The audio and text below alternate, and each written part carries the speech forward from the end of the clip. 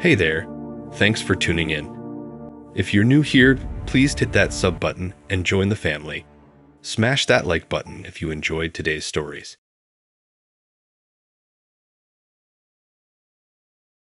Alright, here's the first story based on the prompt. So I met Martin on a Thursday afternoon through a parenting thread in a local Facebook group. I don't have kids, but I commented on something about childhood education, and he messaged me after saying I had refreshing insight and seemed grounded. His profile was mostly dog pics and a blurry photo of him kayaking, which gave off outdoorsy dad vibes. Seemed harmless enough. We exchanged messages for about a week. He said he was separated, co-parenting, loved cooking and collecting vinyl, and was into hiking. He had a daughter named Sophie who he said was his whole world. Honestly, it didn't seem weird to me. Tons of people have kids. He didn't push for anything flirty, which I actually liked. It felt like maybe he was looking for something decent, something stable. He suggested dinner on a Saturday at a pizza place that had a little arcade in the back, kind of retro. I figured it was a safe bet, casual, good people watching, and the menu wasn't weird. When I showed up, he was already at the table, with a little girl coloring quietly beside him. I paused. Not because I was uncomfortable with kids, but because I just didn't expect this was going to be a family outing. He smiled like it was the most natural thing in the world and introduced her like we were all friends already. I didn't want to be rude, and she was really sweet, super polite, so I sat down. I figured maybe he had a babysitter cancel or something. I was trying not to overthink it. We ordered, and he let her pick the toppings, which ended up being a chaotic mix of mushrooms and pineapple. She kept showing me her drawings and asking if I liked her glitter pen. It was kind of cute, honestly, but also definitely not what I signed up for. I was trying to go with the flow. I even told myself it could be a test to see how I handled real life. Maybe this was his way of seeing if someone could mesh with his world. I get that. I wasn't expecting romance on the first date anyway. I was mostly curious about who he was. About halfway through the dinner, while Sophie was off playing with some other kids near the air hockey table, he leaned in and said he had something weird to admit. I was already half laughing, expecting some dad joke or maybe a quirky hobby like competitive whistling. Instead, he told me his wife didn't know he was out with anyone and thought he was at a conference in Denver. I blinked. I couldn't even respond at first. He said it like it was some minor miscommunication, like he forgot to pick up milk. I thought maybe I misheard. But nope, he meant exactly what he said. He and his wife were technically together, but emotionally distant and trying things their own way. I was just sitting there with a slice of weirdly wet pizza and a root beer, trying to connect the dots while this man told me he had flown under the radar to meet someone new, with his daughter as a buffer. I asked him if they were separated or open or anything. He shrugged and said they weren't officially anything. They just hadn't talked about it. He said she wouldn't understand, that she was very controlling, and that he needed to feel seen. I couldn't believe it. He even said this wasn't the first time he brought Sophie along on one of his test dates. Apparently, she was good at reading people. I kept looking over at this kid who was just bouncing around in light-up sneakers, probably thinking her dad was cool and normal, and not out here testing out strangers like audition tapes. It felt gross. It felt unfair to her. And it felt really strange that he thought this was okay to admit to me while we were literally still eating, like he didn't even wait for dessert. I didn't know what to do. I mean, you can't just storm out when a kid is sitting at the table. That's not the vibe. I ended up telling him I had an early morning and needed to leave soon. He acted disappointed but didn't really argue.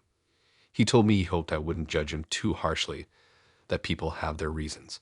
I paid for my own part of the bill and he didn't offer to cover mine, which, fine, but also not a good look after confessing you're emotionally cheating. As we were leaving, Sophie gave me a glittery sticker and told me I was really nice and should come with next time when we go bowling. I just nodded and said thank you, because what else do you say to that? I walked to my car and sat there for like 10 minutes trying to make sense of it all. He messaged me later that night thanking me for being so cool about everything. I didn't reply. There was something really off about the whole thing. Not just the dishonesty, but driving your kid into it like it's casual, like it's just another dinner. I don't know. It stuck with me more than I expected it to. I kept thinking about her later, like, how much did she know? How often did he do this? Did she think it was normal to go on dates with her dad? I didn't block him right away, but I muted the conversation and never opened it again. I think what bothered me most was how comfortable he was in all of it, like it wasn't chaos, like this was just dating with extra steps. Anyway, that was Martin. Weird pizza. Glitter pens. Secret wife. Just another night out, I guess.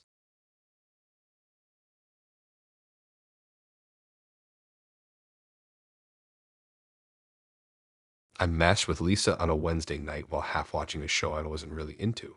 Her profile had a kind of polished chaos. Selfies that were clearly filtered but not aggressively, captions like, "Here for a good time," now a LinkedIn endorsement, and a bio that said recovering barista turned future therapist. I wasn't expecting a love story, but I liked her vibe. She seemed funny. She messaged first with a meme about first dates and food allergies, and we just kind of kept going from there. We talked for 3 days before she suggested we meet up. She picked a rooftop bar downtown, one of those places with string lights and tiny appetizers that cost more than a tank of gas. I was cool with it. I had a good week at work, and it's not like I go out every night. I figured worst case scenario, I spend a little too much on cocktails and get a decent story out of it. When I showed up, she was already there, posted up on a couch near the edge of the patio, drink in hand, phone out, looking like she belonged on a magazine cover about city girls with ambition. She waved at me with this kind of dramatic enthusiasm like we'd known each other for months. I sat down, and we jumped into conversation fast. She was good at talking, I'll give her that. Charismatic, knew how to carry a vibe. Within 20 minutes, we covered where we were from, worst first jobs, our takes on oat milk, and our shared hatred for commuting.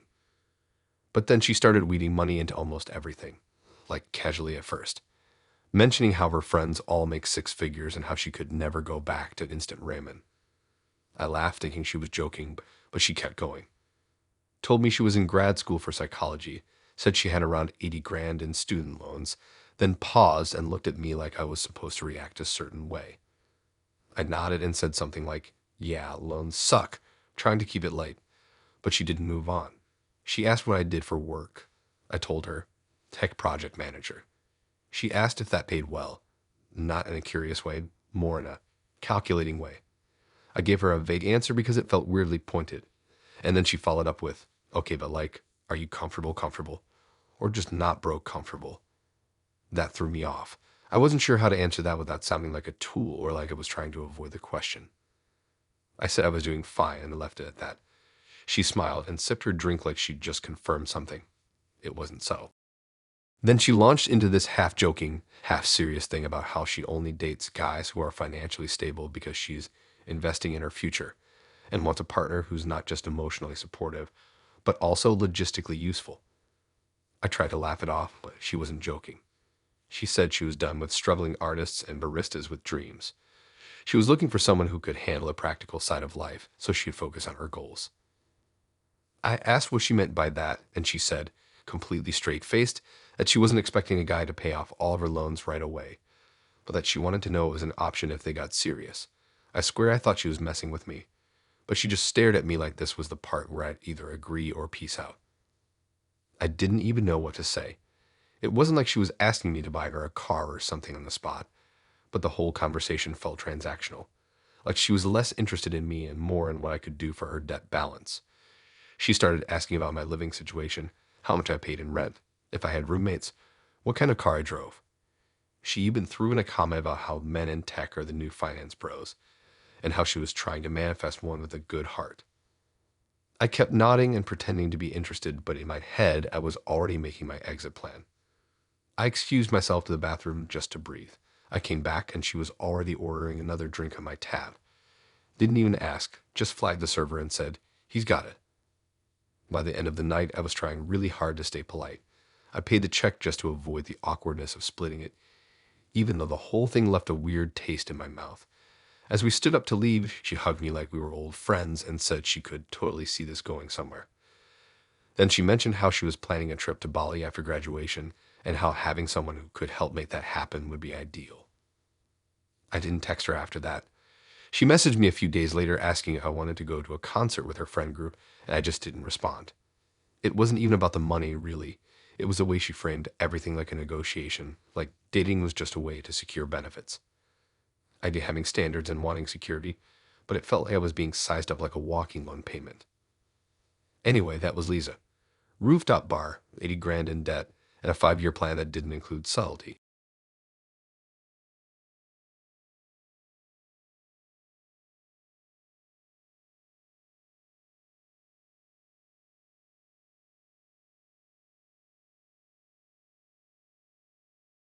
I met Mike at a housewarming party that was mostly people I didn't know. It was one of those nights where I almost bailed 3 times, but convinced myself last minute to put on real pants and pretend I had a social battery. He was standing near the makeshift bar, trying to open a bottle of wine with a coat hanger. I remember that clearly. We ended up talking for a while because neither of us really knew anyone else there, and he was funny in that dry, sarcastic way that makes you feel like you're part of some inside joke.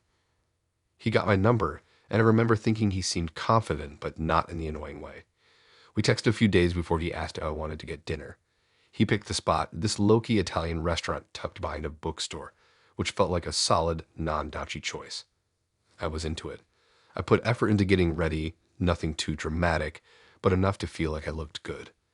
When I showed up, he was already sitting at a table outside, wearing a button-down that looked expensive in a subtle way, like it had opinions about olive oil. I sat down, and before I could even pick up the menu, he waved a server over and said, "We'll do 2 of the tagliatelle and the house red." That looked at me like it was normal. I kind of blinked. I opened my mouth to say something, but he just smiled and said, "Trust me, it's what you'd order anyway." It threw me off. Like, I get that it's a cute move in movies or whatever, but in real life, it just felt weird. I wasn't trying to start an argument about noodles, so I let it go. I figured maybe he was trying to be charming or something. But then he started talking, and talking, and talking. At first, it was just small stuff. How work was dumb lately, how everyone at his office was obsessed with Slack like it's a personality, how he was thinking of going vegan, but only for aesthetic reasons. I laughed at a few things, but it started to feel like he was performing more than having a conversation. Every topic somehow looped back to him being smarter than other people or not like most guys, which ironically is something most guys like can say. I tried to shift the conversation a couple of times, asked him questions about his family, his travel plans, music he liked. He'd answer, then reroute everything back to himself again. When I started talking about a book I was reading, he cut me off mid-sentence and said, "See, I like that you read. That's attractive. Just not when women try to be too intellectual about it." I paused, thinking maybe I misheard. I asked him what he meant, trying to keep my face neutral. He sipped his wine and said something like, "There's just this thing lately where girls feel like they need to have a strong opinion about everything. It's not really feminine." I actually laughed at that, like a full low laugh, because it sounded like something from a bad tweet. But he didn't laugh. He just nodded like he was doing me a favor by explaining the world. Then he launched into this whole thing about how the most attractive women he's dated were all soft-spoken and let the man lead. I looked around the patio, wondering if I was on some kind of hidden camera show. Like, was this a bit? Was someone about to pop out from behind a bush and hand me a prize for surviving the most cringy date of the year? But nope, he kept going. Talked about how his ex ruined their relationship by arguing too much, and how he thought social media was ruining femininity. I hadn't even finished my pasta. At that point, I kind of mentally checked out. I didn't even bother pushing back anymore. I just sat there, eating overpriced noodles I didn't order, listening to this man explain why women should tone it down. The server came by to ask if we wanted dessert, and Mike said no without even looking at me. Then turned back and said, "You don't seem like the dessert type anyway." That was when I stood up and said I needed to go. He seemed surprised, like genuinely confused about what went wrong. Said something like, "You're not one of those hypersensitive types, are you?" I didn't answer. I just asked the server for a box for my pasta and told Mike I'd split the check. He laughed and said, "Wow, really independent to the end." I didn't even bother replying. I paid my half and walked out. I sat in my car with a to-go box in my lap, just staring out the windshield trying to process what had just happened. I wasn't even mad, really, more like baffled. Like, how do you walk through life thinking it's okay to order someone's food, silence their opinions, and then act shocked when they leave? He texted me the next day saying, "Had a great time. Let's do it again, but maybe somewhere a little quieter so we can connect better." I didn't respond. I didn't even open the message. I blocked the number after a few days, mostly because the sight of his name made me annoyed all over again. It wasn't the worst date of my life, but it was definitely the most insulting in a subtle, "I know what's best for you" kind of way. Like he was trying to shrink me into a version he could handle. Anyway, that was Mike. The wine was good. The pasta was okay. He was not.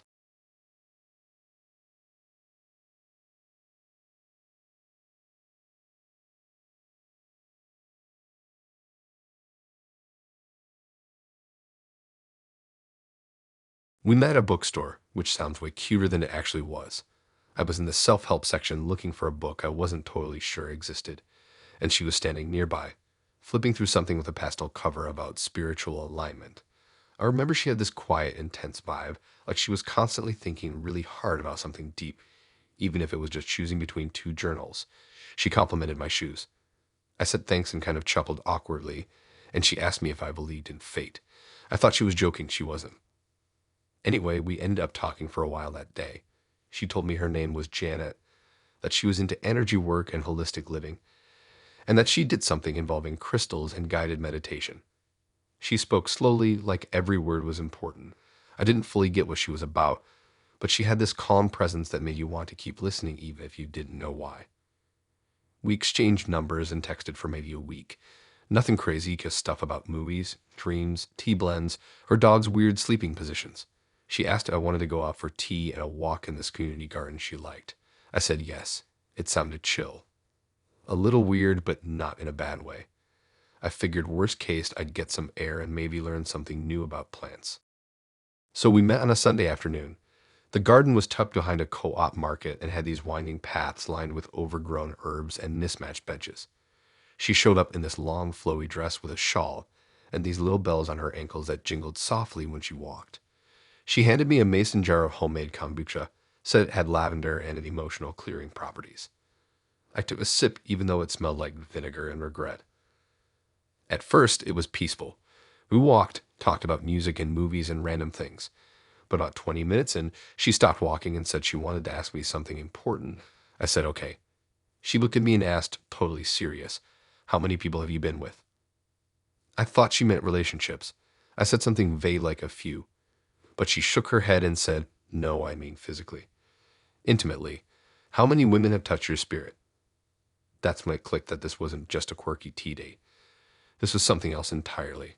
I kind of hesitated and said I didn't think it really mattered.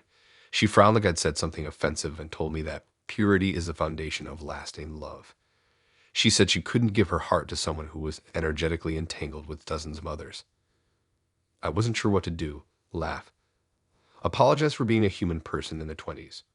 Run. I tried to steer the conversation somewhere else, but she wasn't having it.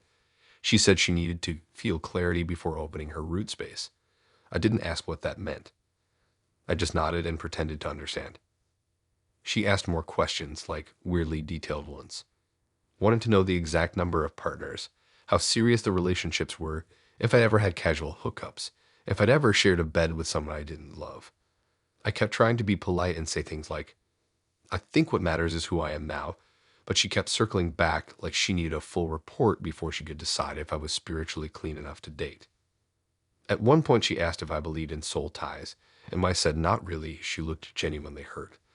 Said she'd saved herself for someone who shared her values and that most people were too damaged to form real connections anymore. She said she could feel the weight of people's pasts when she hugged them, and that she refused to carry ghosts that weren't hers. I was just standing there in this overgrown garden, holding a jar of kombucha, listening to this woman talk about energetic body counts like we were comparing utility bills. It didn't feel like a date. It felt like I was applying for a job I didn't know I'd signed up for, and the job title was Purity Partner.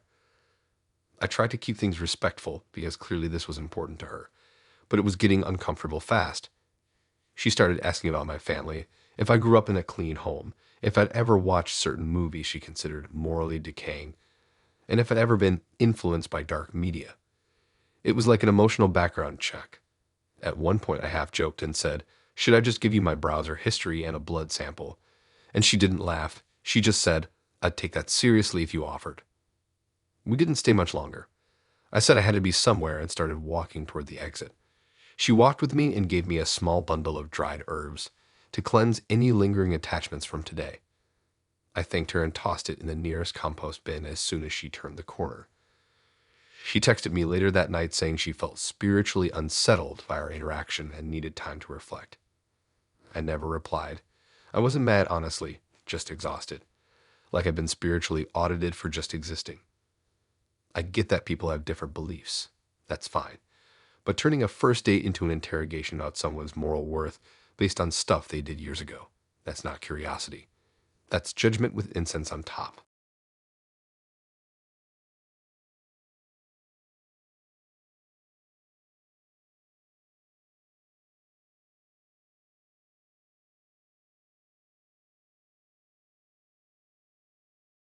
So I met Ben through a friend who swore he was finally ready to date someone decent. That should have been my first clue, honestly. Anyone described like they just got their parole cleared probably isn't thriving emotionally. But I was in a weird mood that week. I just deleted and re-downloaded 2 different dating apps in the span of 3 days. I was trying to say yes to more things, which is the kind of mindset that leads to nights like this one. We messaged for a few days, nothing too serious, but he seemed normal. He was a copywriter, said he liked hiking, but only if there was a bar at the end of the trail, and he used the word vibes a little too much, but whatever. We agreed to meet up at this trendy ramen spot downtown that's always just a little too loud, but has good lighting and strong drinks, so it kind of balances out. I showed up and he was already there, sitting at the bar scrolling on his phone with a drink in front of him. He looked like his pictures, which was already a small win in the grand scheme of modern dating.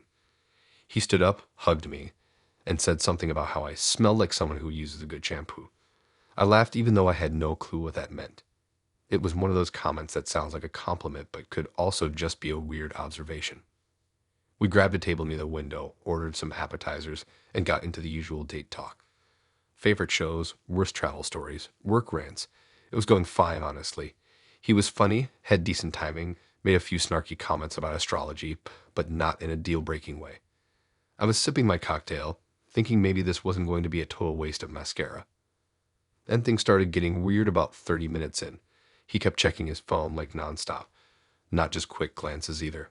Full typing, notifications, scrolling. I asked if everything was okay, kind of joking, and he shrugged and said, "Oh yeah, just texting my ex." I blinked. I thought he was joking. I said something like, "Bold move," but he just nodded and took another bite of his pork bun. Then he said, "Yeah, I told her I was going on a date tonight. Thought you should know I'm moving on." I stared at him, trying to figure out if this was real or some long-winded bit. But no, he was serious. He started explaining that they'd broken up 2 months ago, that she dumped him out of nowhere, and that he'd been trying to show her he was over it by posting more stories, going out more, and yeah, going on dates with attractive people. That last part was apparently about me. He said it casually like he was talking about the weather. I couldn't tell if he was clueless or just didn't care. I asked why he told her he was on a date, and he just said, "Well, she's still watching my stories, so clearly she cares." Then he pulled out his phone and literally showed me the texts. I held the screen up for me to read. One said, "Out with someone new tonight. She's cute, chill. Probably gonna go home with her." I just blinked at it. I didn't know what was worse, the fact that he sent it or the fact that he thought I'd be flattered to be used as some jealousy pawn in whatever emotionally stunted game he was playing. He looked proud of himself, like he just completed a mission. Then he asked if I could take a selfie with him to post to his close friend's story, just to make it believable. I honestly laughed at that point because it felt like a prank, like there had to be a camera hidden somewhere. But no, he was dead serious. He started fixing his hair and holding his phone up, waiting for me to lean in. I told him I wasn't really into being part of someone's petty revenge plot. He didn't even flinch, just shrugged and said, "Totally fair, but like, if you change your mind, let me know." Then he pivoted. Asked me what I was doing later, said maybe we could still have a night, even if I didn't want to be in the photo. Like I was just going to forget the fact that he literally told his ex I'd be sleeping with him, right in front of me. The level of delusion was almost impressive. I told him I wasn't feeling great and needed to go. He said, "All good," and fist pumped me as I stood up, like I was his bro or something. I didn't even respond. I just left, walked out into the night, and called my roommate to debrief on speakerphone while I ate half a donut on the sidewalk like a character in a very disappointing indie film. He texted me the next day saying, "No hard feelings. You're cool. Might still use your pick if that's chill. Let me know." I didn't answer. I didn't block him either, though. I left it there as a reminder of how weird dating can get, like a little digital red flag museum on my phone. Anyway, that was Ben. Raymond, revenge selfies, and the emotional maturity of a decorative pillow.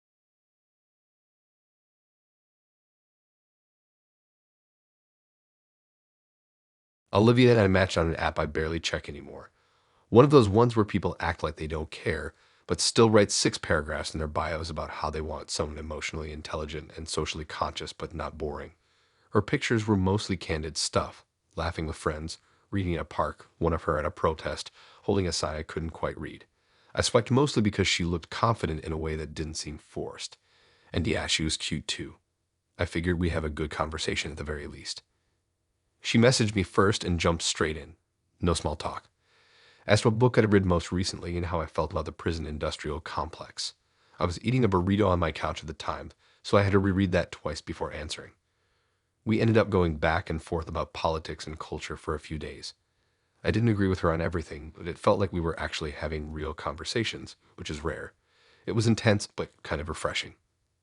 She picked the place, this all-vegan cafe that doubled as a community space. I'd never been there before, but it had good reviews and looked cool. Plants everywhere, mismatched chairs. Chalkboard signs with quotes like "eat consciously, live loudly," that kind of vibe. When I got there, she was already sitting outside with an herbal tea and a tote bag that said "Abolish Capitalism." I said hey, and before I could even sit down, she asked, "So where do you fall on the spectrum of political awareness?" Like that was her version of "how are you?" I kind of laughed and said something vague about being pretty socially aware and trying to stay informed. She nodded, but looked like she didn't fully buy it. We ordered some lentil bowl thing with fermented greens, and the conversation kicked off at full speed.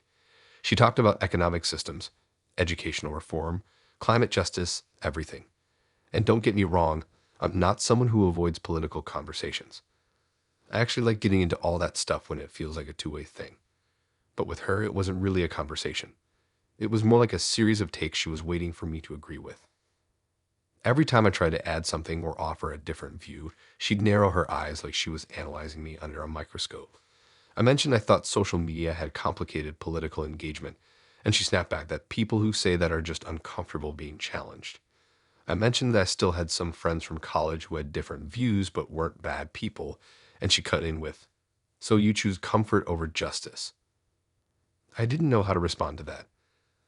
I just kind of blinked and chewed my pickled beet slaw. It got worse when I brought up a podcast I liked that was, admittedly, a little centrist. I wasn't even praising it. I just mentioned it made some interesting points about how movements can lose momentum when they're too focused on aesthetics.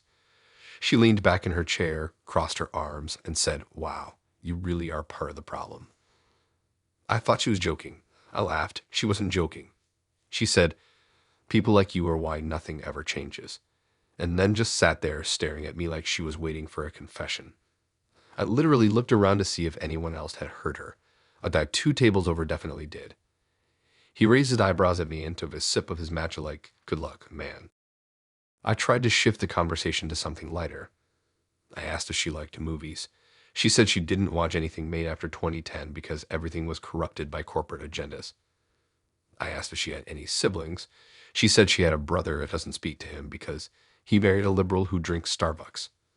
At that point, I gave up trying to steer the ship. I just let her talk. She went on about how dating was basically just unpaid political labor and how men need to be screened for harmful ideologies before they're even allowed to flirt. She said she considered herself a walking intervention and had ended multiple dates early when she felt colonizer energy. I think she meant that as a serious point, but my brain just stalled at the phrase colonizer energy. She asked me if I protested in 2020. I said yes. She asked what books I've read by black feminist scholars. I named a few. She asked if I still have Amazon Prime. I said yes, and she looked at me like I kicked her dog. She said, "I just don't understand how people can claim to care and still engage with systems of oppression for convenience." And like, look, I get it. She wasn't wrong about a lot of the stuff she said, but it wasn't a date. It was a political inquisition with side dishes. I didn't feel like a person across the table from her. I felt like a test she was hoping I'd fail so she could say, "See, they're all the same." Eventually, I told her I had to leave. She didn't seem surprised, just nodded and said, "Typical," didn't ask if I got home safe. Didn't say it was nice meeting me. Just went back to sipping her tea and scribbling something into a little notebook with a pen that said, "Eat the Rich." She texted me that night with a link to an article titled "Why Men Who Call Themselves Allies Are Just Colonizers with Wi-Fi" and said, "You might benefit from this." I didn't open it. Anyway, that was Olivia. Lentils, lectures, and lots of judgment.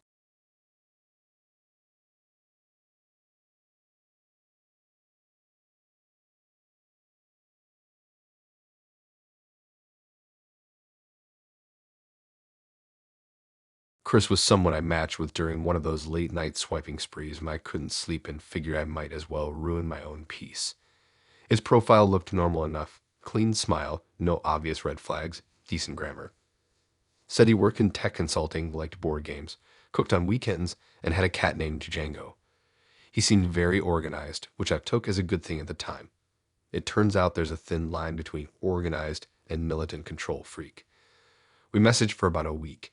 His texts were weirdly formal sometimes, like he was writing work emails instead of just chatting.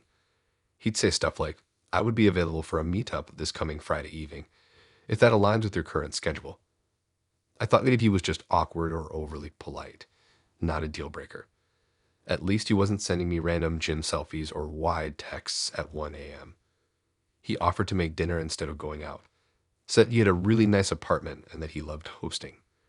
Normally, I don't do first dates at someone's house, but he gave off major robot who follows rules energy, so I figured it was probably fine. Plus, he sent me a pic of his cat in a bougie, and that honestly softened me up a little. When I got there, the place looked like an Airbnb where someone had removed all the personality. Minimalist furniture, two throw pillows spaced exactly 6 inches apart, and a weirdly clean scent like pine disinfectant mixed with printer paper. He greeted me with a clipboard in his hand. No joke. I thought it was part of some cooking plan, or maybe he printed a recipe. Nope, it was a welcome checklist. I laughed and said, "You're joking, right?" He just smiled and said, "I like to be thorough." He made us mushroom risotto and brought out a little bottle of red wine he'd been saving for a promising social encounter. His words, not mine. The food was actually good. I'd given that. But dinner was structured, like he had questions printed out on cards. Categories, values, family planning, conflict resolution, travel preferences. He pulled up the card, asked the question, and then take notes on my answer like he was collecting data for a behavioral study. I tried to joke with him a few times, tried to loosen things up, but he wasn't really picking up on it. If I gave a light answer like, "I guess I'd want 2 kids, maybe 3, I'd lose my mind," he'd follow up with, "But based on current economic projections, would you be open to delaying childbearing until year 3 of the relationship?" Like, what? After dinner, he asked if I wanted to see something he'd prepared. I thought maybe a music playlist or a movie he queued up, or even some weird YouTube rabbit hole he was into. But no, he opened his laptop and pulled up a literal PowerPoint presentation. Like a real one, with transitions and graphs and matching fonts. Title slide said, "Projected Relationship Overview, Chris plus Ann, my name," at which I was kidding. There were sections, color-coded, one on communication styles, one on intimacy expectations, which he literally called Physical Affection KPAS, one that was just a pie chart showing how we planned to divide household chores over a 5-year period. He even had sample weekend schedules that rotated between shared activity days, independent growth time, and intimacy blocks. I didn't even know how to respond. I laughed, thinking he was maybe poking fun at the whole hyper-organized persona. But he was dead serious. He had spreadsheets. He had goals. He had a printed compatibility agreement on his desk with 2 pens sitting on top of it, like it was some kind of merger contract. There were signature lines. He walked me through each bullet point like we were in a work meeting. Said things like, "This clause outlines mutual non-negotiables related to conflict resolution methods, specifically around texting habits and tone." He explained how we could renegotiate terms every 6 months in a relationship performance review to make sure both parties were still aligned. At that point, I just sat there staring at him while he excitedly showed me a Venn diagram labeled values, chemistry, logistics. He ended the presentation by saying, "Now, if you feel confident about our potential synergy, I'd be honored to have you sign the preliminary agreement." No pressure, of course. And he said, "No pressure," with the same tone someone uses right before handing you a non-disclosure form. I didn't even try to make an excuse. I just said, "Hey, I'm gonna head out." He looked genuinely confused, like surprised that I didn't find his perfectly curated relationship onboarding process deeply romantic. I told him the food was great, the cat was adorable, but I wasn't really looking to be part of a 5-year pilot program with scheduled bonding modules. He walked me to the door and said, "I respect your decision. If anything changes, the offer stands until the end of Q3, like it was a limited time business opportunity." I nodded, told Django the cat goodbye, and left before he could hand me a performance review form for the date. He emailed me the next day, emailed, not texted, a subject line that said, "Yesterday's dinner plus future potential." Inside was a PDF of the presentation and a note that said, "In case you reconsider and wish to approach connection more intentionally." I didn't reply. I didn't even open the attachment. I just stared at my screen, half laughing, half concerned, wondering how many other people had been handed a clipboard before they finished their risotto. Anyway, that was Chris. Graphs, clauses, and a full-fledged onboarding strategy for romance.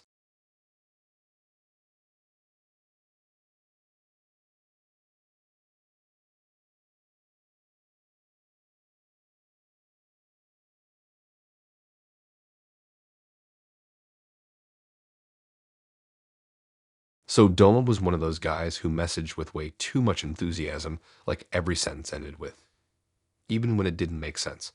"Hope your day's going great. You seem like such a cool person. Let's grab a drink sometime." I figured he was either painfully earnest or covering something.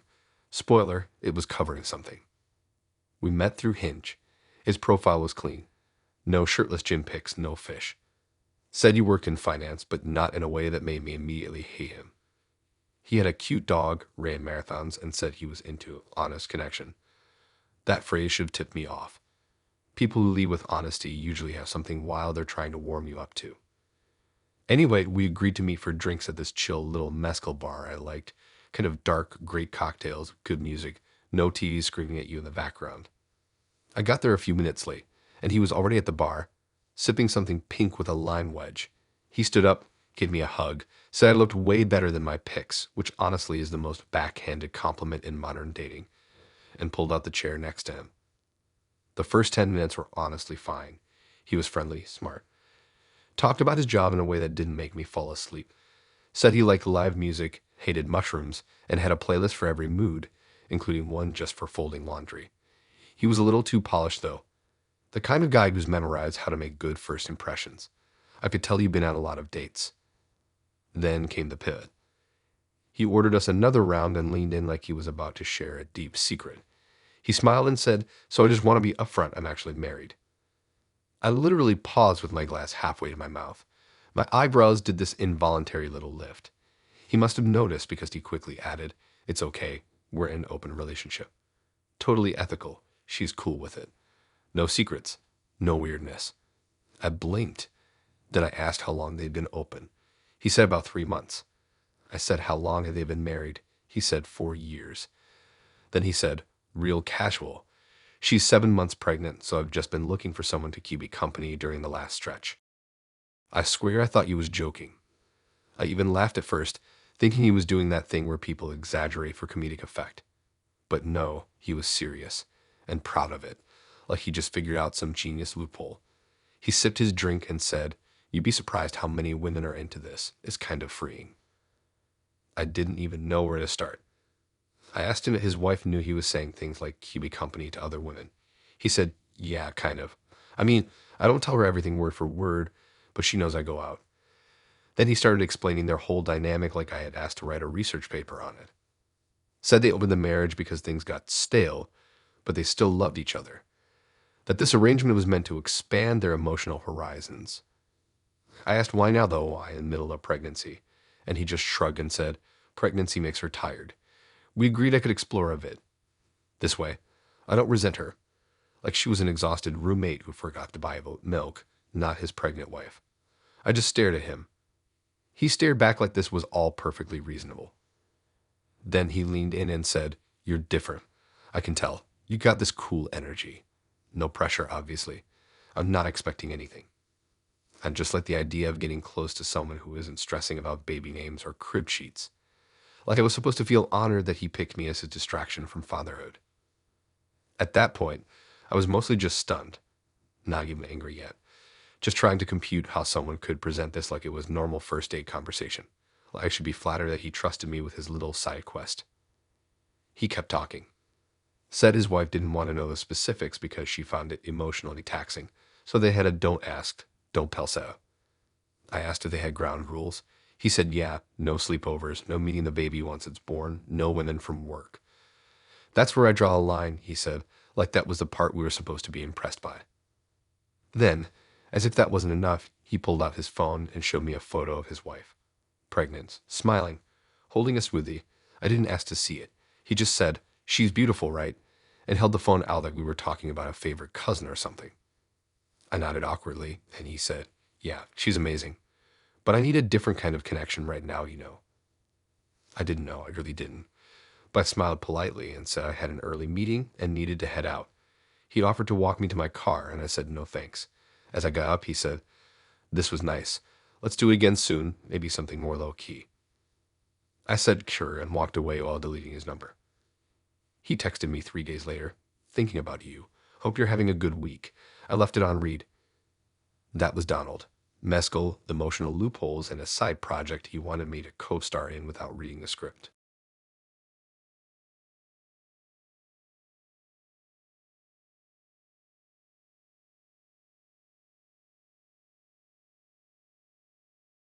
All right, so Samira was one of those people who looked intimidating in photos.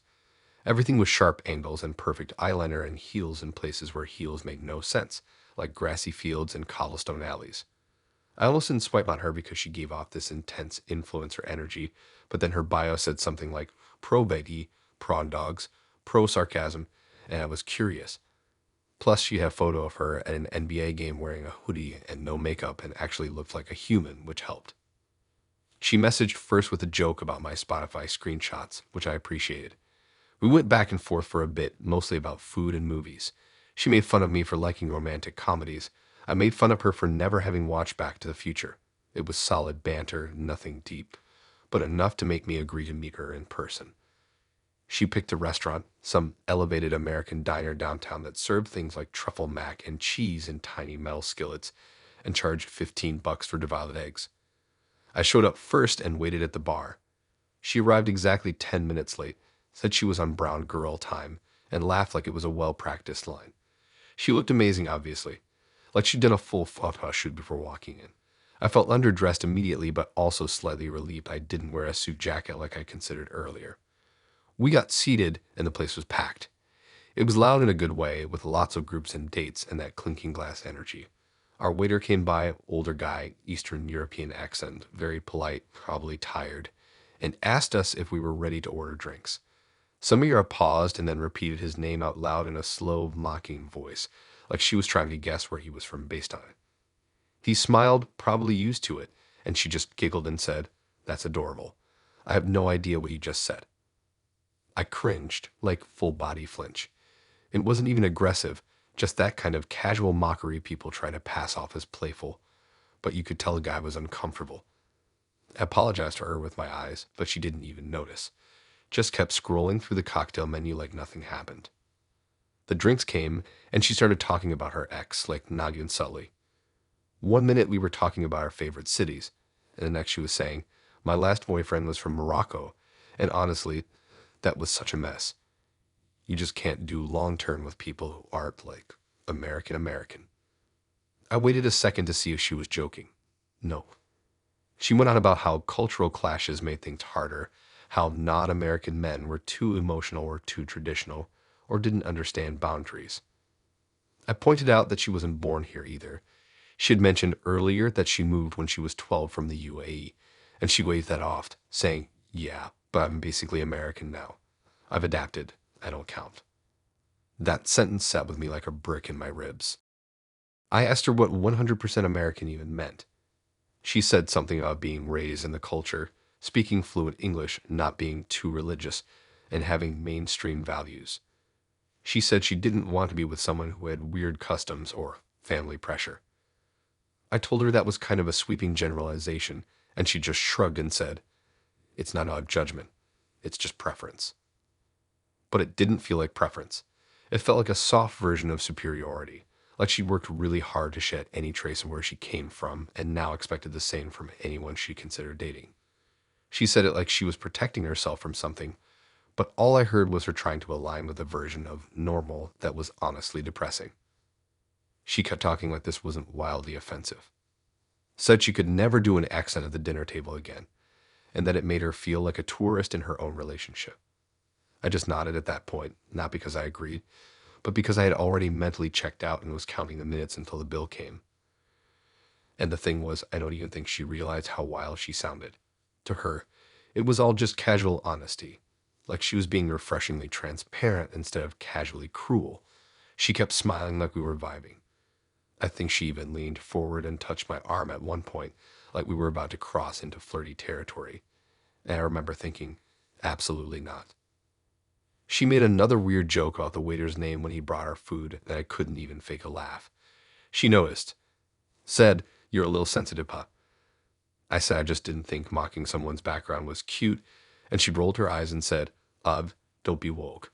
It's exhausting." That was pretty much it for me. I finished my drink, left half the burger on the plate, and when the bill came, I threw down cash for my part without waiting to see if she'd even offer a split. She didn't. I didn't care. She texted me 2 hours later with a meme and a "had fun tonight" message that we didn't just spend an hour and a half with her slowly unraveling everything I found attractive in a person. I never replied. She followed up the next week with a "you ghosted me" message, and I muted the conversation. Not blocked, just silenced. That was Samira, lipstick perfect, moral compass warped, and somehow both embarrassed by her roots and judgmental of everyone else's.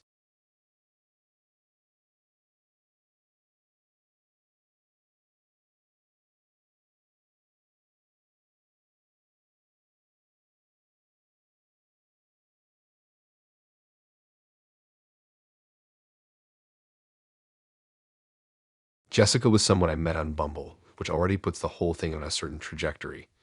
People always talk about how it's the app where women message first, but that just means I get hit with stuff like, "hey," and then radio silence. Jessica was different, though. Her first message was, "be honest. What's your most unpopular opinion?" Which at the time I thought was kind of a cool icebreaker. In hindsight, it might have been a red flag shaped like a personality test. We went back and forth for about a week. Her vibe was confident, maybe a little cocky, but still interesting. She talked a lot about how she was a realist, how she liked people who could handle hard truths, and that she didn't baby grown adults. At first, I chalked it up to her being blunt. I'd rather that than someone who's always trying to people please. She picked a place for our first meetup, this trendy burger spot that just opened up downtown. The kind that puts arugula on everything and serves fries in tiny silver buckets. I got there first and grabbed us a table on the patio. She showed up in a leather jacket and aviators like she'd just walked off the set of a car commercial. Cool, I guessed, but she left the sunglasses on for the first 10 minutes, which gave the whole thing a weird interrogation vibe. We ordered and started talking. At first, it was just the regular stuff where we grew up, weird high school jobs, music we liked. She was super into podcasts about survival stories and people who beat the odds, which didn't seem that weird at the time. But then, about halfway through her burger, she asked me if I'd ever done therapy. I said yeah, a few times. I told her I'd started after a rough patch a couple years ago, just the usual life stuff. Stress, burnout, feeling disconnected. Nothing dramatic, but enough to make me want to sort things out. I was trying to be open about it, not in a deep way, just honest. I even kind of laughed while saying it, like, yeah, therapy definitely helped me get out of my own head of it. She put her burger down and tilted her head, like she was about to say something very wise. And then she said, "So, you're one of those people who need someone to hold your hand through life." I laughed because I thought she was joking. She wasn't. She went on this full monologue about how therapy is a scam. Said it was for people who refuse to deal with reality and that mental health diagnoses were just labels for people who can't handle adult life. She said people today are too soft, too into feelings, and that society has gone downhill ever since it became normal to talk about anxiety like it's a personality trait. I just sat there staring at her, trying to figure out if this was some kind of test. Like, was she trying to provoke me into a debate for fun? But no, she was dead serious. She said therapy gives people permission to be weak, and that anyone who needs a therapist to function probably shouldn't be dating in the first place. I asked her calmly if she really believed that mental illness wasn't real. She said, "I think most of it is exaggerated. Everyone's sad sometimes. Doesn't mean you need a prescription or someone with a clipboard to tell you to take a nap." Then she sipped her soda like she'd just solved all of psychology. I didn't know what to say. I wasn't going to argue with someone who clearly had her mind made up, but the thing that stuck with me was how proud she seemed of it, like she was bragging about how unaffected she was. She started giving me examples, friends of hers who were always talking about their trauma, or coworkers who took mental health days like it was some kind of joke. Said she never missed a day of work, never needed a safe space, and that she just gets on with it. I tried to shift the topic, but she wasn't done. She asked if I took medication. I said no, but I don't judge anyone who does. She rolled her eyes and said, I don't trust people who need pills to function. That was it. I mentally checked out right then and there. I just nodded and smiled through the rest of the meal. She clearly thought she was saying something edgy and original, like she was too strong for therapy, and the rest of us were just weaklings coddled by Instagram therapists and emotional support water bottles. She asked me if I wanted to go grab a drink after. I said I had plans early the next morning. She looked a little annoyed, said something about how people are always busy when they're scared to be challenged. I just smiled and said, yeah, maybe. As I walked to my car, she texted me, "You seem nice but too sensitive for me.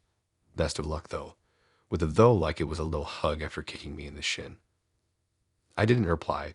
I blocked her number that night, not out of anger, just self-preservation. I don't need to have my humanity reduced to being too soft by someone who thinks feeling things is a flaw. That was Jessica. Sunglasses at sunset, zero empathy, and proudly anti-therapy. Such a headache.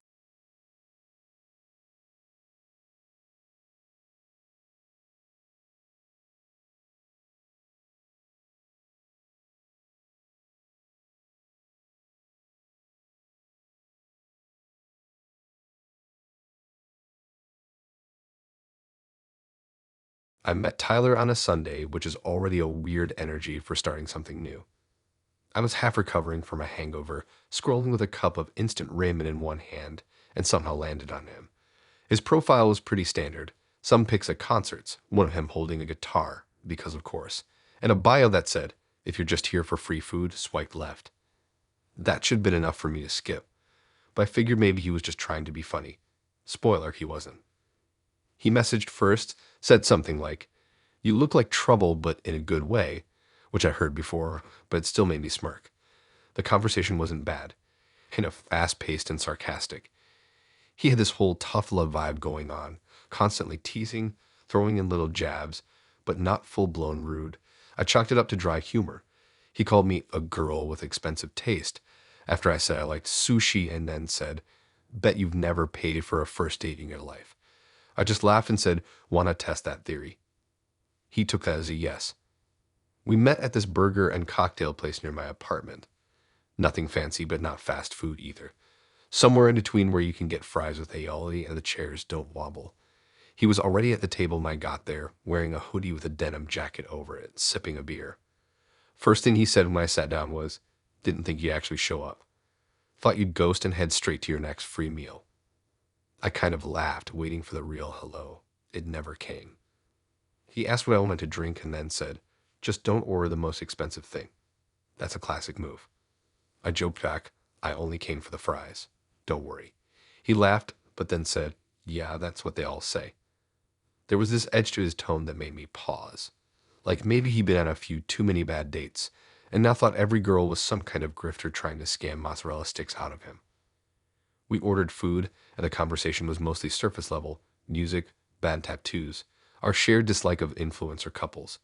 But every 5 minutes or so, he'd circle back to this weird joke about girls using dating apps for food. "Honestly," he said, "I feel like half of Bumble is just broke girls with big appetites." I tried to joke back, asked him if he had a spreadsheet tracking his date costs. He said, which I did. It'd be depressing. At one point, I asked him if he always opened with that kind of vibe. He said, "Hey, I'm just being real. You wouldn't believe how many chicks match with you just for dinner. You can tell when they're not interested. I've got radar for it." Then he added, "I'm actually impressed you're still engaging. Most girls zone out by now unless they've already picked dessert." I wasn't even sure what I was still doing there at that point. I was halfway through my burger, sipping a whiskey sour and wondering if it was even worth finishing the conversation. But I don't like leaving things midway unless I absolutely have to. I figured I'd just get through the meal and disappear after. Then came the check. The server dropped it in the middle of the table, and without missing a beat, Tyler pushed it toward me and said, "You want to prove me wrong? Go ahead." I thought he was kidding. I waited for the laugh or the "just messing with you." But no, he leaned back in his chair, arms crossed, eyebrow raised like he was testing me. like this was some weird game of chicken and the bill was the final boss. I laughed and said, seriously. And he said, dead serious. I've paid for enough girls who ghost me right after. You seem cool, but let's see if you're different. And the way he said different like it was some badge of honor I was supposed to be dying to earn, that annoyed me more than the money. I pulled out my card, paid the full bill without splitting, didn't say a word. He nodded and said, okay, respect. That was unexpected, like I passed some humiliating test. I stood up, grabbed my bag, and said, cool. So now that I've proven I'm not like the others, I'm gonna head out. He tried to play it off. Said, hey, don't take it so seriously. It's just a joke, kinda. I told him I wasn't mad, just bored. That it wasn't fun to sit through a meal where someone kept low-key accusing me of being a scam artist. He laughed again like he couldn't believe I was actually annoyed. Said, wow, sensitive much, which is always the go-to line for people who get called out and don't want to own it. I walked out without another word. Got in my car, sat there for a second, and then did that thing where you mutter to yourself like, what the hell was that? Just process. He texted the next day, didn't expect you to ghost after I gave you a compliment. Guess I was wrong. I didn't reply. I just deleted the thread and mentally added him to the long list of guys who think dating is a game of who can care less. Anyway, that was Tyler. Fries, financial trauma, and insecurity he tried to pass off as real talk.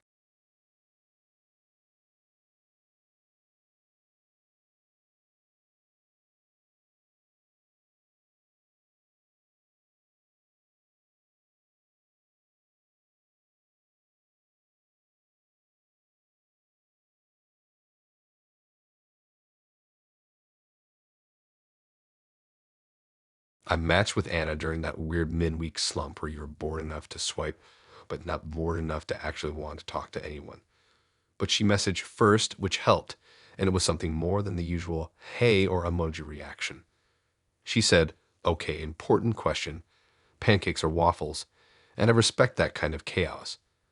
We ended up having a genuinely fun back and forth about breakfast food rankings, which turned into movies, then siblings, and then she asked if I wanted to grab coffee that weekend. I said, yeah, why not? We met at this quiet cafe tucked behind a record store, one of those cozy spots with mismatched furniture, and a barista who looked like she definitely had a poetry book coming out soon. Anna was already there when I arrived, sitting by the window wearing a giant knit sweater and holding a mug that looked more like a soup bowl. She waved me over, smiling like we already knew each other, and it didn't feel awkward at all. At first, everything was great. She was easy to talk to, had a warm kind of presence, and made good eye contact. She asked questions and actually listened to the answers instead of waiting for her turn to talk. We talked about our jobs, favorite childhood cartoons, bad dates, and travel goals. She told me she wanted to live in Japan for a year just to get bored there. I liked that. It felt different from the usual travel to find myself lying. Then the conversation drifted into family stuff. She asked if I had siblings. I said yeah, too, and told her a little about them. She smiled and said she was an only child, but always wanted a big family. Then she asked if I was close with mine. I told her no, not in a dramatic way. Just said we didn't really talk anymore, and had been that way for a while. I said casually, like I've said it 100 times before, because I have. Some people get it. Some ask a polite follow-up. Some just nod and move on. And I didn't do any of those. She paused, tilted her head like I just told her I hated puppies, and said, wait, like you just don't talk to them at all. I said yeah. Told her it's complicated but not a big deal. She blinked slowly like I'd personally offended her. Then she said, I just don't understand how someone can cut off their family. That's a huge red flag for me. I kind of laughed at first, thinking she was being dramatic in a jokey way. But she doubled down. She said she could never be with someone who wasn't close to their family because it shows they don't know how to love properly. That one landed like a slap I didn't see coming. I tried to explain again, not in a sob story kind of way, that not everyone has the kind of family you stay close with. Some people grow up with mess. Some people choose distance because it's healthier. I said I don't hate them. I just don't talk to them. It's not drama. It's boundaries. Big difference. She shook her head and said, no offense, but that's just quitting. Family is everything. You don't give up on blood. I wanted to say something smart or calm or whatever, but all I could think was I didn't give up. I survived it. She asked if I thought I'd ever reconnect with them. I said probably not. She said, then how would you ever raise a family of your own? You just repeat the cycle. She said it like she was diagnosing me, like she was doing me a favor by pointing out all the ways I already failed. It didn't feel like a date anymore. It felt like a character evaluation, and I was failing every question. The worst part, she wasn't even mean about it. She was sweet, gentle, like she was trying to help me see the light or something. That weird kind of judgment that's wrapped in concern, where they look at you like a broken dog at a shelter. She said things like, I really hope you get the chance to heal that, and you seem like someone who just needs the right kind of love. I didn't know what to do with that. I wasn't trying to trauma dump. I just answered her question honestly. But she'd already decided what kind of person I was based on one part of my life. Like nothing else mattered. Like not talking to my family erased every other good thing about me. I changed the subject. Asked about her job, her hobbies. Tried to pivot, but she kept circling back. Said stuff like, you probably have trust issues, Ta. And I feel like you build walls without even noticing. I wanted to scream, or leave, or order 3 more muffins and eat them out of spite. I didn't do any of that. I just smiled and nodded and waited for the check. When the date ended, she hugged me like we were close friends and said, let me know if you ever want to talk about your past. I'd love to understand it better. I said sure, knowing damn well I'd never speak to her again. She texted me later that night with a YouTube link to some TED Talk about family trauma and how forgiveness is the key to freedom. I left it on read. That was it. Big sweater, warm smile, and the kind of love that only works if you come from the same blueprint.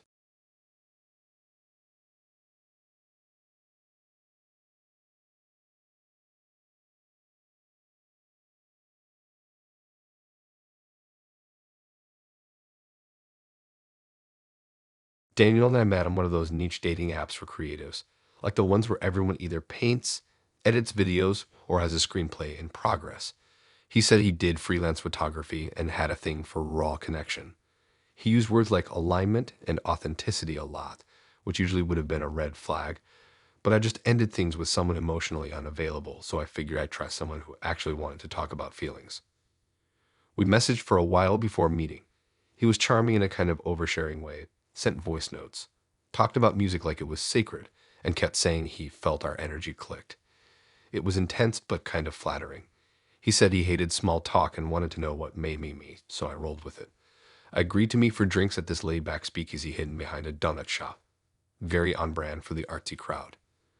He was already at a booth when I arrived, sipping something neat and staring into space like he was thinking about the meaning of life, or just trying to look mysterious.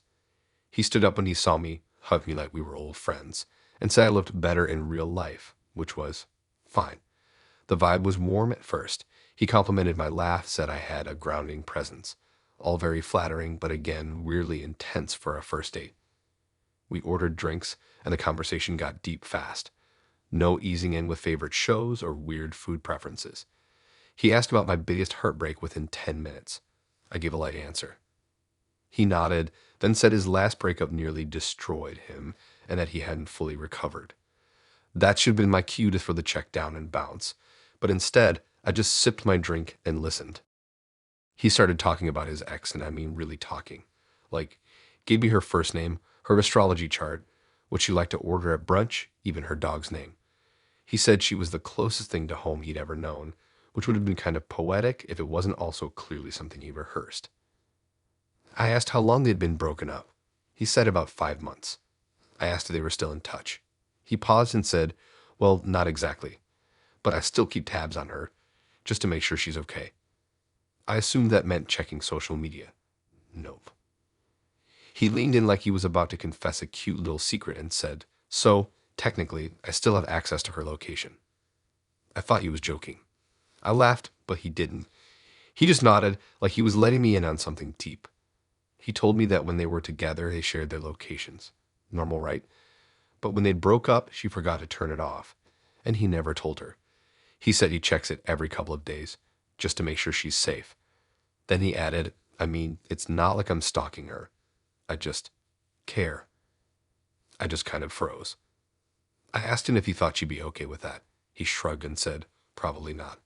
But I don't think it's that big of a deal. It's not like I'm showing up where she is or anything. Then he actually said, and I quote, "Is it really stalking if you still love someone?" He said it with this weird kind of innocence, like he genuinely didn't see what the problem was. Like love made it okay. Like feelings cancel out boundaries. I asked him what he'd do if she found out. He said, "I'd apologize, but I think part of her would understand." And he said it so casually, like it was just some unfortunate misunderstanding waiting to happen, not a giant violation of trust. Then he showed me his phone, pulled it out right there at the table, and opened the Find My app. Said she's at her sister's place tonight, probably staying over. She does that when she's overwhelmed. I just stared at the screen, speechless. He zoomed in on the dot like it was a weather map. I wanted to throw his phone in my drink. He looked at me and said, "I know how it sounds, but I'm a protector. That's how I love. Fully, completely, without limits," which again would have been romantic if we were in a Nicholas Sparks movie. But this was real life, and this man was tracking his ex's location while trying to flirt with me over an overpriced cocktail. I told him that felt invasive. He smiled, like I just didn't get it. Like I wasn't tapped into his tragic love frequency.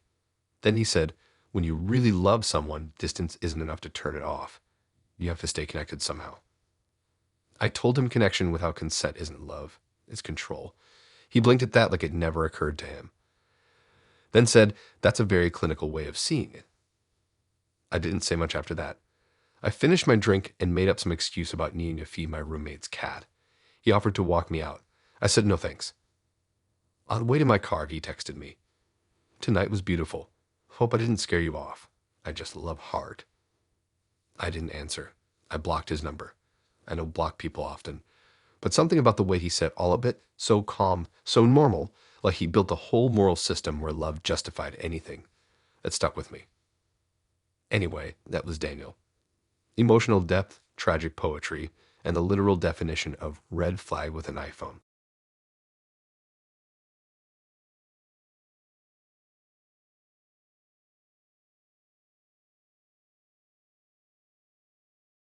Lauren and I met the normal way.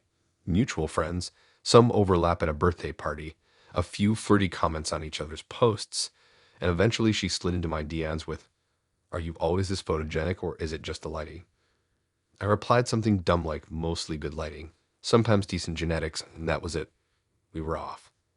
She was cute in a totally approachable way, like not trying too hard, just confident. Her profile was full of hiking pics, and one really chaotic story highlight labeled Red Flag Museum, which should have been a warning and not a joke, apparently. We messaged for a few days, and she asked if I wanted to grab boba and go for a walk around this lake near her place. Low key, chill. I said yeah. I showed up a few minutes early, and she pulled in right behind me, hopped out of her car, and gave me a hug like we'd already met. The vibe was comfortable fast. She was easy to talk to, a little fast-paced in conversation, like her brain was always slightly ahead of her mouth, but funny and quick. She complimented my shoes, asked about my music taste, and told me within the first 10 minutes that she had a really good read on people. I let that slide. We got our drinks and walked around the lake, and at first, it really was just light conversation. She told me she worked in marketing, had a huge dog that thought it was a cat, and had just finished rewatching New Girl for the 4th time. It was all easy stuff. We talked about places we wanted to travel, and she said she was way too into signs from the universe. She wasn't shy about any of it. Then things started to shift a little. She brought up Instagram, specifically mine, and said, "You have a lot of female friends, huh?" I kind of laughed, said yeah, and asked if that bothered her. She said no, but then added, "I'd just like to know what I'm walking into. I'm not insecure, just prepared." I asked what that meant, and she goes, "I looked through your tagged photos, like deep. I thought she was kidding, but she was dead serious." She said she went back years, not just posts, but comments. Who liked what, who said what. She even mentioned a photo from 2018 with my arm around someone and said, "She seemed into you. You still talk to her." I tried to laugh it off, said something like, "Wow, FBI level." But inside I was already shifting gears. Something about the way she said it wasn't playful. It was investigative, like she'd built a case file. Then she hit me with it. She said, "Don't be mad, but I messaged one of your friends. Just wanted a little background." I actually stopped walking. She said it like it was a totally normal thing to do. Like this was just standard pre-date research. I asked who, and she told me. This girl I used to work with who I hadn't seen in months but was still cool with. Apparently, Lauren DM'd her after seeing they had a few mutual likes on my page. Said she just asked if I was loyal. That exact phrase. Like she was scouting a new employee and needed a reference. I asked what my friend said, and Lauren laughed and said, "She said you were sweet, but I can't trust just one opinion, you know." She said she almost messaged another girl too, but didn't want to seem crazy. Too late. I told her that was kind of a lot, and she said, "I've just been burned too many times. This is how I protect myself." I said I understood the need to be cautious, but that it felt invasive. She said, "If you have nothing to hide, it shouldn't be a big deal." There it was. That sentence always feels like a red siren going off. That mindset that privacy equals guilt, that boundaries mean you're up to something. I didn't even know how to respond. I just stared out at the lake like it might offer me an escape route. She tried to smooth it over. Said she liked me, said she just had a gut feeling that I was someone she could trust but wanted to be sure. She said, "You passed, by the way, if that makes you feel better." Like I should have been flattered that I passed some loyalty audit she conducted behind my back. I told her I wasn't mad, just kind of weirded out. She said, "I know how I sound, but I've just dated too many liars." And yeah, maybe she had. But the thing is, I'm not the guy who broke her heart 2 years ago. I was just trying to drink boba and walk around the lake. We ended the walk awkwardly. She asked if I wanted to hang out again. I didn't say no, but I didn't say yes either. I told her I'd think about it. She texted me that night saying, "I know I came on strong, but that's just me being real. I hope you're real too." I didn't respond. She followed up a few days later with a photo of her dog wearing a bucket hat and said, "He misses you already." I didn't have the energy to unpack that one. Anyway, that was Lauren. Deep dives, DMs, and a trust test I didn't ask to take. I'm glad I got this off my chest.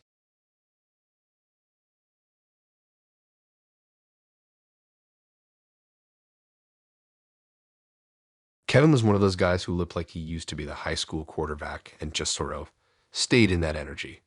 Backwards hat in at least one of his pics, smiling with his arms crossed like he was running for mayor of a frat house. But he had a rescue dog, mentioned liking old school rock, and said he was just looking for someone loyal, kind, and drama-free, which sounded basic but fine. I figured, worst case, I'd get a drink and dip if it got weird. He picked this sports bar downtown that was halfway between family-friendly and half-price tequila shots if your team wins. The kind of place with 47 TVs and one sad jukebox in the corner. I walked in and spotted him by the pool table, wearing a zip-up hoodie, drinking a beer, and high-fiving the bartender like they were old friends. He gave me a hug, told me I smelled good, which okay, fair, and said he liked that I was chill and not overly done up. I said thanks and ordered a whiskey soda while he started telling me about his fantasy football league. I smiled, nodded, asked questions I didn't care about, and waited for him to shift into something a little more human. He eventually did, kind of. About 20 minutes in, after we went through all the usual "what do you do for work? Do you have siblings? What's your Starbucks order stuff?" he suddenly asked. "So do you go out a lot with your girls?" I said, "Sometimes, not constantly, but yeah, we like to go out once in a while." I thought it was just small talk, but he followed up with, like, "How many girls' nights a month would you say?" That felt specific. I laughed and said, "What, are you keeping a spreadsheet?" Trying to joke. He didn't laugh, just nodded seriously and said, "Nah, I'm just not into that whole my girl out every weekend vibe. That's how problems start." I blinked. He said, "I've seen too many relationships go bad because girls are always out, posting selfies, drinking with their friends. It's a recipe for drama." I tried to clarify, asked if he meant like party girls or something. He said, "Nah, just in general. I think if you're in a relationship, you shouldn't need to be out at bars without your guy. What's the point of that?" I told him sometimes it's just fun to hang out with your friends. Doesn't mean anything shady is going on. He gave me this smile like I was being naive, then said, "That's what every girl says, until their boyfriend finds out they were dancing with some random dude at 2 a.m. I was already regretting my drink choice. Should have gone with something stronger. He kept going. Said when he's with someone, he expects her to move different. No more clubbing. No late night hangouts. If you're committed, you don't need all that, he said. I asked if he went out with his boys. He said, "Yeah, of course, but it's different." I asked how. He said, because guys don't get approached the same way. It's not like we're out there getting offered drinks or having people slide into our DMs every 5 minutes. I just stared at him. I didn't even bother arguing at that point. It was clear he had this entire worldview already mapped out in his head, where women who go out without their boyfriends are either planning to cheat or one tequila shot away from destroying the relationship. Then he said, "It's just about respect. I wouldn't stop you from seeing your friends. Just like hang with them during the day, grab brunch, go to Target, stuff like that. Not some rooftop bar with bottle service and short dresses." He said short dresses like it was a felony. I told him I wasn't really into bottle service or clubs, but I did like the occasional night out with my girls, and I wasn't gonna pretend that wasn't a thing. He nodded like that confirmed everything he already thought. Said, "Yeah, I figured you were that type." That type. I asked what that meant, and he shrugged and said, "You're cute, independent, probably get hit on a lot. That's a red flag for me." At that point, I just sat there trying to figure out how I got from nice to meet you to your personality is a problem in under 45 minutes. He finished his beer, leaned back, and said, "I've been cheated on before. I just don't want to go through that again." And honestly, that explained a lot. But instead of healing from that, it seemed like he just made a list of rules and decided every girl had to follow them or get tossed. When the check came, he didn't even offer to split. Just said, "You got yours, right?" I said, "Yep," paid and stood up. He asked if I wanted to come back to his place and chill, like we didn't just have a conversation where he called me untrustworthy because I own dresses and friends. I said no, told him good luck out there, and walked out. He texted me 2 hours later with, "You're probably out with the girls now, lol. Prove me wrong." I didn't answer. That was Kevin. Trust issues in a hoodie, double standards, and mental calculator keeping track of how much fun I allowed him to have.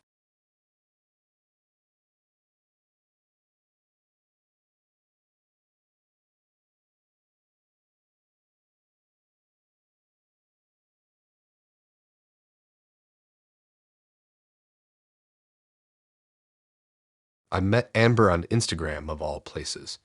I commented on a mutual friend story about bad first dates, and she replied to my comment with a laughing emoji and a message that said, "Sounds like you're one of the good ones." From there, it turned into a back and forth of memes, sarcasm, and occasional thirst traps disguised as "just got back from the gym" posts. I wasn't complaining. She was funny, a little bold, and seemed like the type who could hold a conversation without asking, "So what do you do?" as her second message. We agreed to meet for tacos and margaritas at a spot she liked on the east side. Casual, loud, full of neon signs and mismatched chairs. I got there first and grabbed a table outside. When she showed up, she was dressed like she was heading to a music video shoot. Tight jeans, full makeup, perfect hair, and a jacket she wore more as an accessory than anything else. She looked great, but also like she had an aesthetic she was very committed to. She hugged me, sat down, and complimented my shirt. Said I looked put together without trying too hard, which I think was a compliment, but also kind of sounded like she thought I didn't put in enough effort. I let it slide. She had one of those voices that made everything sound a little flirtatious, even when she was just asking for hot sauce. We ordered food, and the conversation started off pretty normal. She talked about growing up with brothers, being a tomboy as a kid, and then getting super into fashion in her 20s. She said she liked men who knew how to take control and wasn't into guys who were too sensitive. I laughed, asked her what too sensitive meant, and she said, crying all the time, having deep talks about your feelings, that kind of thing. I told her I didn't cry often, but I wasn't against it if something hit me hard. She tilted her head and said, "So you're that kind of guy," with a smirk. I asked what kind. She said, "The emotional kind. Therapy, journaling, inner child stuff. I've dated that type before. It always ends in me playing therapist." I laughed awkwardly and said, "Or maybe they just trusted you enough to be open." She sipped her drink and said, "No offense, but I don't think men should be falling apart emotionally. It's not attractive." And there it was. I wasn't even sure how to respond. I asked her if she'd ever been in a relationship where the guy got emotional in front of her. She said, "Yeah, once. He cried because he lost his job and felt like a failure." I left 2 days later. It was a turnoff. I need a man who can hold it together. I asked if she thought that was a little harsh, and she just shrugged and said, "Maybe. but I'm not into weak energy. That's just how I'm wired. She said she respected strength, confidence, and guys who don't let emotions control them. I told her I didn't think feeling things made someone weak. She said, I didn't say feeling stuff is weak. I just don't want to see it. Go to the gym, punch a wall, talk to a friend. Just don't break down in front of me. I sat there chewing my taco and wondering if she was serious. But she was completely. She said her dream guy was like a modern cowboy. Stoic, protective. Doesn't talk much, just handles things. She said she didn't want to be with someone who needed constant reassurance or emotional support. At that point, I asked her why she thought emotions made someone less masculine. She said, because they do. Men are supposed to be strong. That's biology. We're not built the same. I want someone who makes me feel safe, not someone I have to babysit because he's having an identity crisis. I wanted to argue. I wanted to say there's nothing more masculine than being honest about how you feel and still showing up for people, but I also knew nothing I said was going to change her mind. She said she dumped a guy once because he got emotional during a movie. Like, it wasn't even that sad, she said, laughing. It was The Notebook. Come on. I asked her if she ever cried in front of her partners. She said, all the time. But that's different. I'm a woman. That's allowed. I was just kind of sitting there stunned at that point. Trying to finish my margarita and figure out how much longer I needed to stay before leaving didn't feel rude. She clearly didn't see anything wrong with what she was saying. She actually seemed kind of proud of it. She said, I know I sound old-fashioned, but I'm not trying to date my therapist. I want a man, like a man.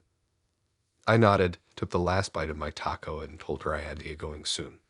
She asked why. I said I had plans early in the morning. She said, you're not gonna cry about this, are you? And laughed like it was the funniest thing she'd ever said. I didn't respond. She texted me the next day with, had fun last night. You're sweet, but might be a little too emotionally woo for me. No hard feelings. I didn't reply, not because I was mad. I just knew there wasn't going to be a middle ground between who she wanted and who I actually am. That was Amber. Full glam, rigid rules, and no room for tears unless they were hers.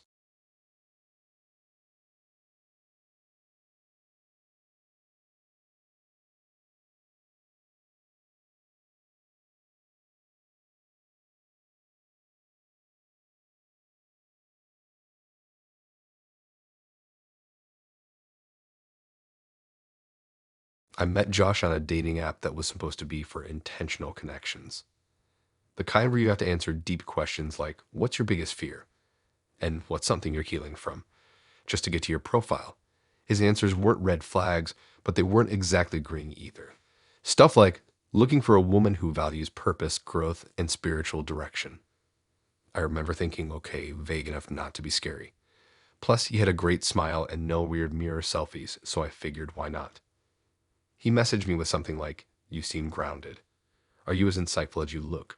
Which was corny, but at least it wasn't hey beautiful. We started talking, and to be fair, he was good at conversation.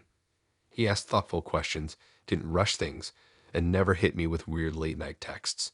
He said he worked in community outreach, liked hiking on weekends, and was deeply rooted in faith, but didn't push it. We texted back and forth for maybe a week before he suggested meeting. He picked this wine bar that felt like it was trying to be both elegant and edgy. Exposed brick, old jazz playing, tiny wine glasses that made you feel like you were doing something fancy. I got there first, and he showed up 5 minutes later exactly on time. He was dressed clean but casual, button-down shirt, boots that looked too nice to actually walk in, and cologne that made me feel like I was on a perfume commercial shoot for a brand called Conviction. He complimented me, offered a hug, and said, you got really calming energy. I didn't know what that meant, but I smiled anyway. The first half of the night was honestly solid. We talked about work, weird roommates, movies that made us cry, and the time he accidentally signed up for a silent meditation retreat thinking it would be chill. He laughed at himself, didn't take things too seriously, and he seemed like the kind of guy who actually wanted to listen, not just wait to talk. Then somewhere between our second glass of wine and a plate of olives neither of us liked, he leaned in and asked, so where do you stand spiritually? I didn't hesitate. I said I wasn't super religious, didn't grow up going to church, and didn't really follow anything structured. I told him I believed in being a good person and trying not to suck, but that I didn't feel drawn to organized religion. It wasn't hostile, just honest.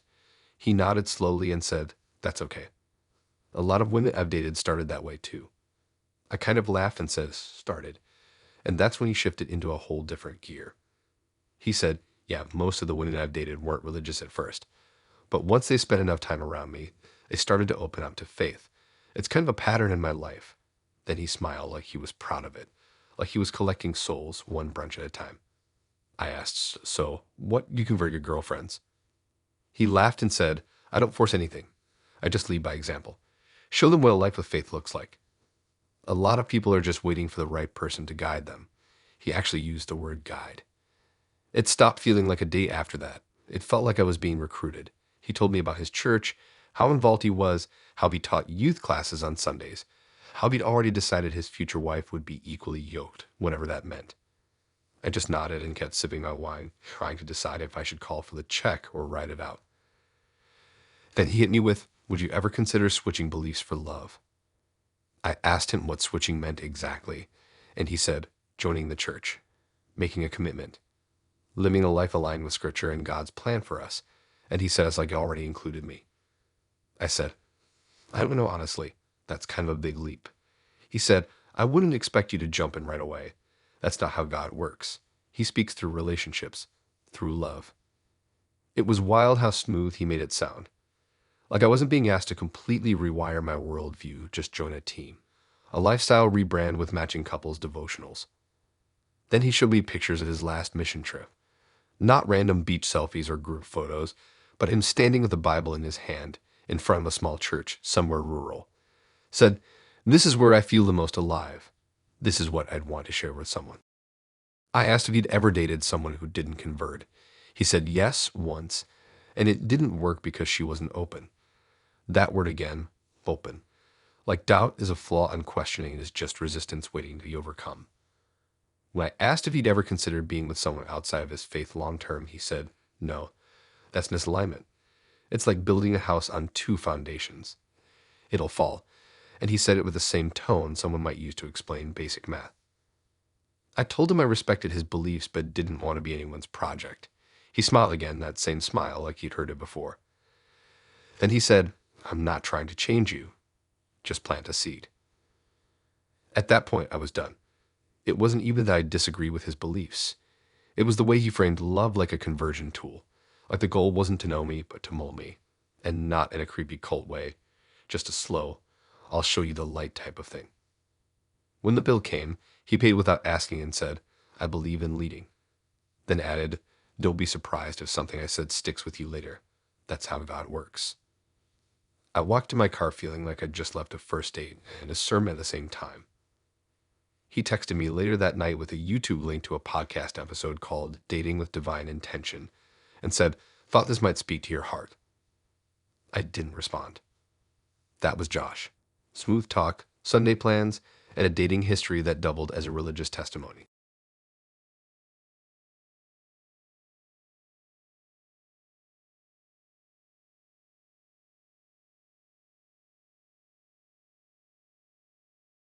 We met through a group chat for a music festival we both ended up bailing on. She posted a meme in there about how every lineup now looks like a Spotify algorithm trying to cause a mental breakdown. I responded with a dumb joke that somehow led to dance. She was bold, confident with her words, used voice notes instead of typing, and told me within the first 2 days that she didn't believe in wasting time on maybe people. I didn't really know what that meant. She was hot funny, and we had a weirdly similar taste in 2000s R/NB. So I asked her out. She picked the place. A sushi spot with loud music, mood lighting, and paper menus you mark with pencils. It wasn't my usual vibe, but it was fun. She showed up late, which she warned me about, wearing all black with huge hoop earrings and nails that looked like they could crack an iPhone screen. She walked in like she owned the place. I stood up to greet her, and before I could say anything, she said, "You're taller than I expected." Thank God.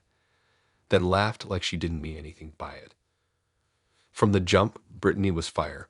Her energy was high, her laugh was loud, and she told stories like she was auditioning for a stand-up special. She ordered steak like a pro and teased me for not knowing what half the rules were. She talked about her exes like she was reviewing restaurants. That one. Decent presentation, no substance. Would not revisit. I laughed so much I forgot I was supposed to be on alert. She was charming, and honestly, I was into it. We started talking about friendships. I mentioned that most of my core group were people I'd known since college, and I was especially close with two women I'd been friends with for years. Nothing romantic, just longtime friends. The kind of people you call when you're falling apart or want to share a meme. At 2 a.m., Brittany stopped mid-bite and raised an eyebrow. Wait, she said. Like, close, close. I said, yeah. I told her they were like family. She put her chopsticks down and said, I'm just gonna be real with you. I don't date guys who have close female friends. I laughed, thinking she was joking. She wasn't. She leaned in and said, I've done that before. It always ends the same. Either the guy starts comparing me to her, or she starts hating me for existing. I told her that wasn't really fair, that it depends on the people involved, not just the setup. She shook her head and said, nah, trust me. Even if there's no history, she's still gonna be emotionally in your pocket. I don't compete with that. I asked what she meant by emotionally in your pocket. She said, like she knows your triggers, your family drama, your late night thoughts. That's girlfriend stuff. If I'm gonna be with someone, I don't want to be second to a friend who gets the version of you I'm supposed to have.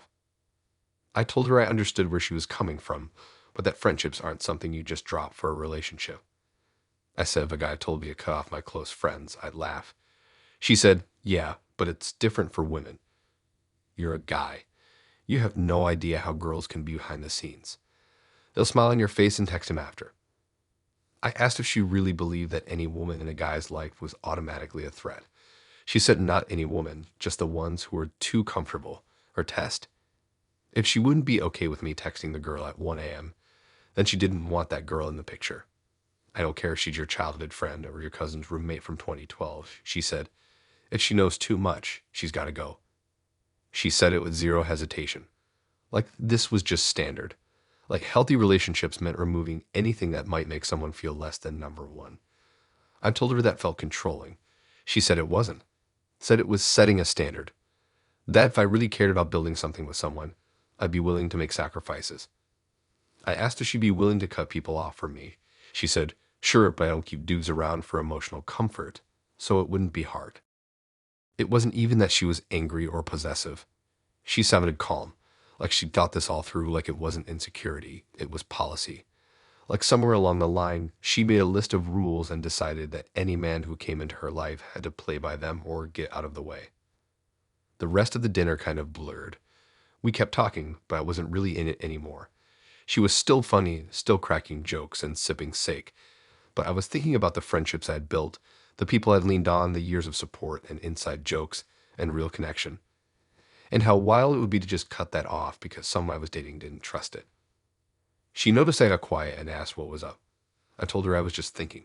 She said, you're probably deciding if I'm too much. It's fine. Most guys flinch at that. I didn't say anything. She paid for half the bill and walked with me to the parking lot. Gave me a hug and said, you're cute. Let me know if you grow up enough to pick your woman over your female friends. I got in my car and sat there for a minute. Didn't even start the engine right away. Just stared at my phone, wondering how I was supposed to respond to someone basically saying, me or the rest of your life. She texted me the next morning with a meme about red flags and said, guess you'll miss me when your besties flake on your birthday. I didn't reply. That was Brittany. Firecracker, full of jokes, and ready to slice through your contacts list in the name of boundaries.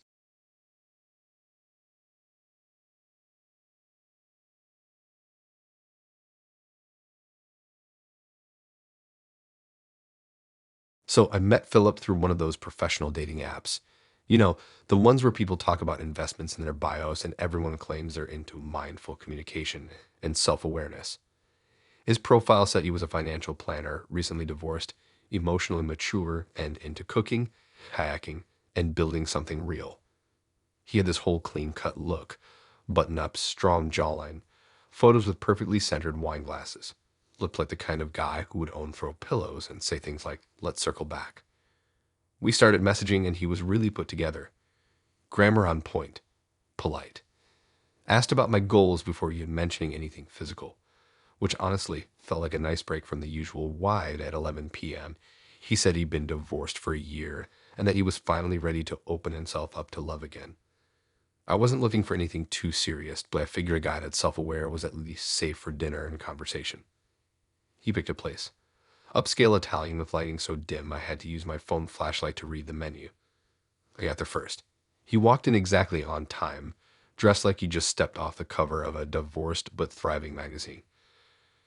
Khaki pants, crisp navy shirt, fancy-looking watch.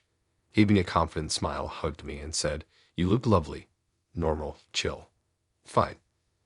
At first, the conversation was exactly what I expected. Smooth, professional, and a little stiff. He asked about my work, my family, favorite books. He kept nodding like he was mentally taking notes.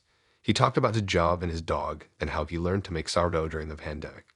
I thought, cool, this guy's kind of a nerd, but like in a stable way. I could maybe get used to that. Then, somewhere between appetizers and the main course, he brought up his ex-wife. Not in a weird way at first. Just said they were married for 5 years, split amicably, no kids. I nodded, didn't press, figured it was just context. But he kept bringing her up. At first it was little things, like she used to love this kind of pasta, or we came here for our anniversary once. I smiled politely, even joked once. Tell her I said thanks for the recommendation. But he didn't laugh. He just stared for a second and said, "You're actually kind of similar to her." I raised my eyebrows and asked how. He said, "You both have this calm energy, but you're also a little stubborn. I can already tell." I thought maybe it was a weird joke or some nervous filler, but no, he kept going. Said I smiled like her. Said I had the same taste in wine. Then he said, "You're definitely more talkative, though." She was more reserved. Elegant, but kind of distant. I took a bite of my food to avoid responding. About 10 minutes later, while we were talking about music, he pulled out his phone and showed me something. I thought it was a playlist or maybe a meme. Nope. It was a photo of his ex-wife. A full body shot, her in a red dress at some formal event. He held the screen toward me and said, "That's her. What do you think?" I thought he was joking. Like, I literally laughed because I thought there was no way he was being serious. But he just kept holding the phone and waiting. I said, "She's pretty." And he nodded like I confirmed something he suspected. Then he said, "Some people say we made a great-looking couple. I'm curious. Do you think she's more attractive than you?" I stared at him, trying to decide if I was being pranked or if this was just the most bizarre thing a guy had ever said to me on a first date. He was completely serious. He actually wanted me to evaluate myself against his ex-wife, like it was a fun little exercise, like he wanted me to give a Yelp review of a woman I had never met. I asked, "Are you comparing us right now?" And he said, "Not in a bad way, just curious. You're both beautiful in different ways.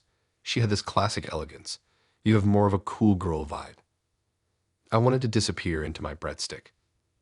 He didn't stop. He started telling me about how she used to do yoga every morning, how she had a graceful presence, how people used to stop them in restaurants to say they were such a power couple. Then he sighed like we were reminiscing together and said, "It's been hard finding someone who measures up." I should have left then, but I was halfway through my meal and a very good glass of wine, so I just stared at the centerpiece and prayed for the check. Before dessert, he said, "I think I'm just looking for something familiar, something comforting. You remind me of who I used to be." I asked, "Is that a compliment?" And he said, "Depends on how much like her you really are." When the check came, he insisted on paying, said, "Chivalry isn't dead," and then told me that his ex never let him cover dinner. She was fiercely independent. Too independent sometimes. I said thanks and tried to get out of there as fast as possible. He walked me to my car, said he had a really great time, and asked if I'd be open to doing a cooking class with him next week. I told him I'd have to check my schedule. He nodded, looked at me, and said, "You even stand like her."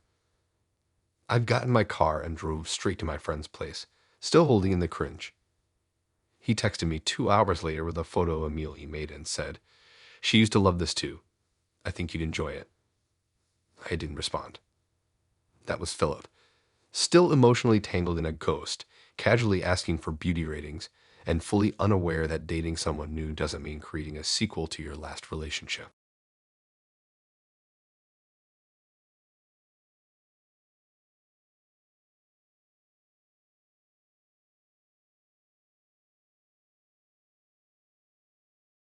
We met on Hinge. I was bored, hungover, and trying to avoid doing laundry, so I was swiping more out of muscle memory than actual interest. But Natalie caught my eye, not just because she was attractive, but because her profile was intense. One of her prompts said, My therapist says I'm doing great, but she also said I'm high-functioning chaos. Another one just said, I'll ruin your life or make it way more fun. Your move. So, yeah, red flags, but like the hot kind. And when she messaged me first with, you look like someone who overthinks brunch menus, I weirdly liked that. She was sharp, funny, and the conversation bounced around fast. She told me she was in marketing, lived in a loft with a cat named Beef, and had opinions about people who order oat milk like it's a personality. She also made fun of me for saying I liked hiking and called it just walking but harder. I told her I respected her chaotic energy. She said, wait till you see it in real life.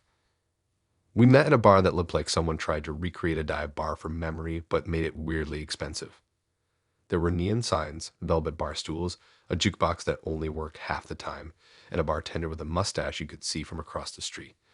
Natalie showed up wearing an oversized band tee, thigh-high boots, and eyeliner sharp enough to slice a pizza. She ordered a shot without asking, handed one to me, and said, let's skip the boring small talk. And we did. She was hilarious. Told me about the time she got kicked out of a wedding for calling the groom basic, how she once convinced her landlord she was a medium just to get out of late fees, and how she'd never dated anyone who didn't at least slightly annoy her. I told her I'd try to be an exception. She said, oh no, I like being annoyed. It keeps me sharp. Everything was going surprisingly well until about an hour in when the topic of exes came up. I didn't bring it up. I swear. It started because she saw someone across the bar who looked like her ex's new girlfriend's friend. Not even the girlfriend. The friend. She pointed and said, if that's who I think it is, I need to update my burner account later. I laughed because I thought she was joking. She wasn't. She turned to me and said, completely dead serious, you don't think it's crazy to have a burner account, do you? Like just keep tabs. I said, tabs on what? And she goes, my ex-new girlfriend. I mean, obviously. I took a second. Thought maybe she was being sarcastic. She wasn't.